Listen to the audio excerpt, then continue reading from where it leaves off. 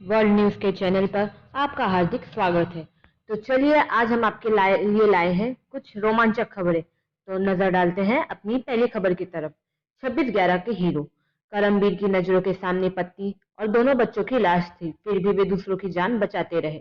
मुंबई में हुए 26/11 के आतंकी हमले की आज 12वीं बरसी है। हम आपको एक ऐसे शख्स के बारे में बता रहे हैं जिसकी आंखों के सामने उसकी पत्नी और 2 बच्चों के शव पड़े थे, लेकिन वह जी जान से दूसरों को बचाने में जुटा था। हम बात कर रहे हैं 2008 में मुंबई में हुए आतंकी हमले के वक्त ताज होटल के जनरल मैनेजर रहे करमबीर सिंह कांग की। 26 नवंबर 2008 को आतंकियों के ग्रेनेड हमले में मुंबई का होटल ताज जल रहा था। उस वक्त करमबीर सिंह कांग ने जो हिम्मत दिखाई थी वह लीडरशिप की एक मिसाल है। कांग को कई सम्मान मिले। कांग के बेहतरीन को ऑर्डिनेशन की बदौलत होटल में मौजूद सैकड़ों लोगों की जान बचाई गई, लेकिन उन्होंने अपनी पत्नी नीति, जो कि 40 वर्ष, बेटे उदय 14 वर्ष और समर 5 वर्ष को खो दिया। तीनों की लाश होटल में उनके कमरे के एक टॉयलेट से मिली। कॉन्ग को उनके जज्बे के लिए Forbes person of the year चुना गया था। वे भी अमेरिका में ताज होटल के एरिया डायरेक्टर हैं। रतन टाटा भी कॉन्ग के जज्बे को देख हैरान थे। हमले के बाद रतन टाटा ने कहा था, मैं कॉन्ग के पास गया और उन्होंने बताया कि मुझे कितना दुख है, तो उन्होंने कहा, सर हम ताज को पहले की तरह बनाने जा रहे हैं। ये जवाब सुन टाटा हैरान रह गए। फ्रांस के तत्कालीन राष्ट्रपति निकोलस सरकोजी ने कॉन्ग की हिम्मत के लिए उन्हें officer of national order of merit का मेडल देकर सम्मानित किया था। हमले के वक्त होटल में फ्रांस के लोग भी थे। फायर ब्रिगेड कर्मचारी जब तक कॉन्ग के परिवार तक पहुंचे बहुत देर हो चुकी थी। आतंकी हमले के बाद ताज होटल की 6ठी मंजिल पर जिस कमरे में आग लगी थी उसी में कॉन्ग की पत्नी और 2 बच्चे थे। उनकी चीखें बाहर तक साफ सुनाई दे रही थी। उन्हें सुरक्षित निकालने के लिए कॉन्ग हर पुलिस वाले और फायर ब्रिगेड कर्मचारी से हाथ जोड़कर गुजारिश कर रहे थे। कॉन्ग पर उस वक्त दोहरी जिम्मेदारी थी। पहली जिम्मेदारी अपने परिवार को सुरक्षित निकालने की और दूसरी होटल में फंसे बाकी लोगों को बचाने की, सुरक्षा एजेंसियों के साथ कोऑर्डिनेशन की। कॉन्ग की मदद से कई लोगों की जान बचा ली गई, लेकिन जब तक फायर ब्रिगेड के जवान उस कमरे में पहुंचते, कॉन्ग की पत्नी और दोनों बच्चों की जलकर मौत हो चुकी थी। करमबीर ने नाम सार्थक किया, पिता ने भी हौसला बढ़ाया।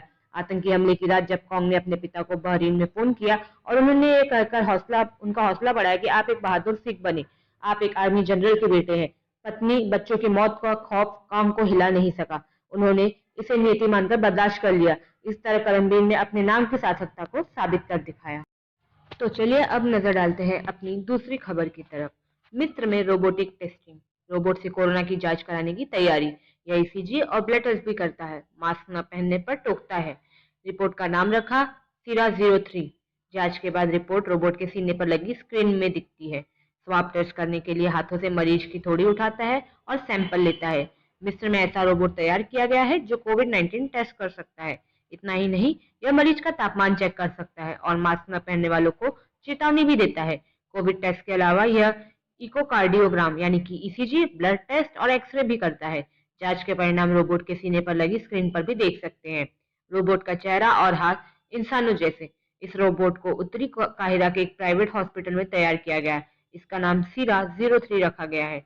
इस रोबोट तैयार करने वाले महमूद अल कौमी कहते हैं, यह वायरस के संक्रमण को रोकने में मदद करेगा। इसका चेहरा और हाथ इंसानों जैसे हैं, इसलिए यह ब्लड टेस्ट और ईसीजी भी कर सकता है। मरीज का रोबोट से डर को खत्म करने की कोशिश। मैंने इसे पूरी तरह से इंसानों की तरह दिखने वाला रोबोट बनाने की कोशिश की है, ताकि मरीज इससे नहीं डरे। उन्हें यह न लगे कि यह कोई बक्सा उनके आगे पीछे घूम रहा है। मरीजों की तरह से पॉजिटिव रेस्पॉन्स से मैं खुश हूँ। ऐसे करता है टेस्टिंग। कोविड टेस्ट करने के लिए सीरा 03 मरीज की ठोड़ी को ऊपर उठाता है और एक हाथ से स्वैब को मुंह में डालता है।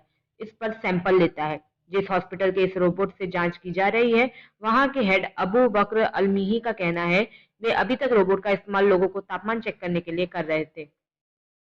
रोबोटिक टेस्टिंग से इसलिए संक्रमण का खतरा कम। रोबोट तैयार करने वाले महमूद अल कौमी कहते हैं, इसे भीड़भाड़ वाली जगहों जैसे बैंक, एयरपोर्ट और स्टेशन पर रखा जा सकता है। इससे संक्रमण फैलने का खतरा कम है, क्योंकि इसे दूर बैठकर रिमोट से एक इंसान कंट्रोल कर सकता है। इसमें 4 पहिए भी लगे हैं, जिससे आसानी से एक जगह से दूसरी जगह जा सकता है। चचा टोपी अब नजर डालते हैं रेडी हो अपनी एकदम। तीसरी खबरों की तरफ। देश का सस्ता और बड़ा सेकंड हैंड कार का बाजार। यहाँ 5 लाख की मारुति कार हाँ चचा को देख 50,000 के में लग रहा मिल है ठंडी जाएगी। कितनी पड़ रही है। कोविड-19 महामारी के दौरान ज्यादातर लोग अपने व्हीकल से ट्रैवल करना चचा पसंद कर रहे हाँ हैं। मजे में यही है। वजह है कि पिछले 2 महीने से ऑटो सेल्स भी तेजी से बढ़ रही है। जिन लोगों का और बजट छोटा कम है वाला वो सेकंड हैंड कार की तरफ जा रहे हैं।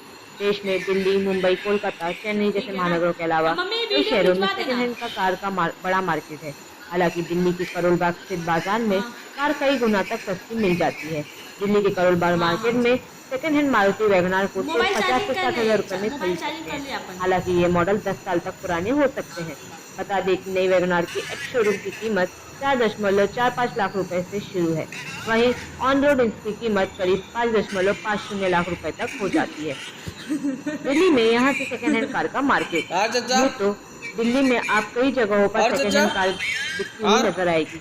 कई डीलर्स सड़क किनारे इन कारों पर सेल का बोर्ड लगाकर बेचते हैं। वहीं कई डीलर्स ने सेकंड हैंड कार का शोरूम खोला हुआ है। इन सभी के साथ सेकंड हैंड कार का सबसे बड़ा मार्केट करोल बाग पर है, जो जल बोर्ड के पास है। यहाँ पर मारुति से लेकर महिंद्रा, फोर्ड, हुंडई, वोक्सवैगन समेत कई ब्रांड की कार मौजूद है। देखने में इन कार की कंडीशन बेहतर होती है, यानी इन पर किसी तरह का डेंट नहीं होता और ये चमचमाती नजर आती है।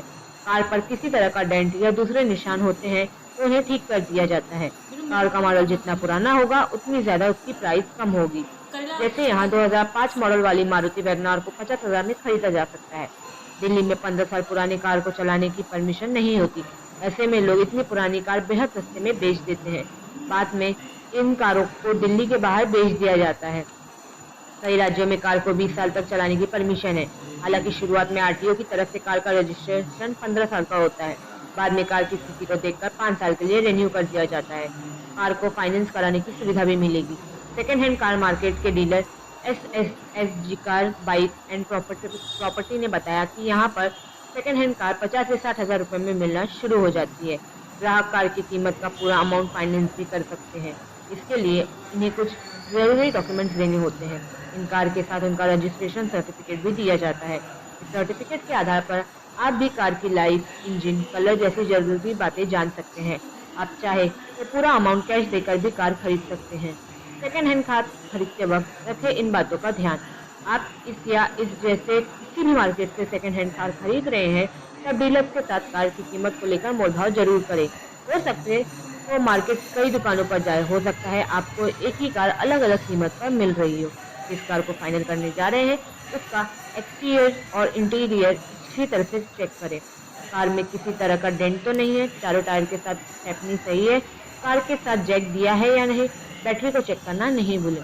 कार डील फाइनल करने से पहले इसकी लंबी टेस्ट ड्राइव लें। अलग अलग सड़कों और स्पीड के हिसाब से टेस्ट करें। हो सके तो 50 किलोमीटर तक टेस्ट ड्राइव करें, फिर भले ही फ्यूल आपका लग जाए। कार के इंजन का पता लगाने के लिए ये जरूरी है। कार से जुड़ी सभी जरूरी डॉक्यूमेंट्स को मांगे। इनमें कार का सर्विस रिकॉर्ड, रजिस्ट्रेशन, इंश्योरेंस शामिल है। इन सभी डॉक्यूमेंट्स की ओरिजिनल कॉपी ही लें। कार खरीदने के बाद डीलर से उसका बिल जरूर मांगे। आपको कार और उसकी जरूरी पार्ट्स की नॉलेज नहीं है तब किसी कार एक्सपर्ट या मैकेनिक को साथ ले जाए। ये जरूरी नहीं है कि जो कार चमचमाती दिख रही है या चलने में बेहतर है वो पूरी तरह से सही ही हो। तो चलिए अब बढ़ते हैं अपनी अगली खबर की तरफ। पार्टी के दौरान खत्म हो गई शराब तो लोगों ने पीना शुरू कर दिया हैंड सैनिटाइजर। 7 लोगों की मौत, 2 कोमा में। इन दिनों हैंड सैनिटाइजर का प्रयोग लोग कोरोना वायरस को हटाने के लिए कर रहे हैं, लेकिन एक पार्टी में शराब खत्म होने पर कुछ लोगों ने इसे पी लिया। कोरोना वायरस महामारी का प्रकोप पूरी दुनिया झेल रही है। ऐसे में हैंड सैनिटाइजर और मास्क तेजी के साथ लोगों की जिंदगी का एक अहम हिस्सा बनता जा रहा है। कोरोना से बचने के लिए हैंड सैनिटाइजर और मास्क का प्रयोग लगभग पूरी दुनिया कर रही है। हैंड सैनिटाइजर का इस्तेमाल हाथ को साफ करने के लिए किया जाता है, लेकिन क्या हो अगर आप उसे पी जाए तो? जी हाँ, ऐसा ही एक मामला रूस के गांव से आया है, जहां पार्टी में शराब खत्म होने पर लोगों ने हैंड सैनिटाइजर को पी लिया। गांव वालों की ये गलती इतनी भारी पड़ी कि इसे पीने से 7 लोगों की मौत हो गई और 2 लोग कोमा में पहुंच गए। सुनने में थोड़ा अजीब जरूर लग रहा होगा, लेकिन अल्कोहल की लत के कारण इस गांव के लोगों ने यह खतरनाक कदम उठाया। बीते कुछ महीनों में हैंड सैनिटाइजर पीने के कारण जान गंवाने के कई मामले सामने आ चुके हैं। हैंड सैनिटाइजर का प्रयोग लोग अपनी जान बचाने के लिए करते हैं, लेकिन कुछ लोगों की बेवकूफ़ी के कारण वे लोगों की जिंदगी छीनने का भी काम कर रही है। मामले की जानकारी सामने आने के बाद से ही लगातार लोग इस घटना पर चर्चाएं कर रहे हैं।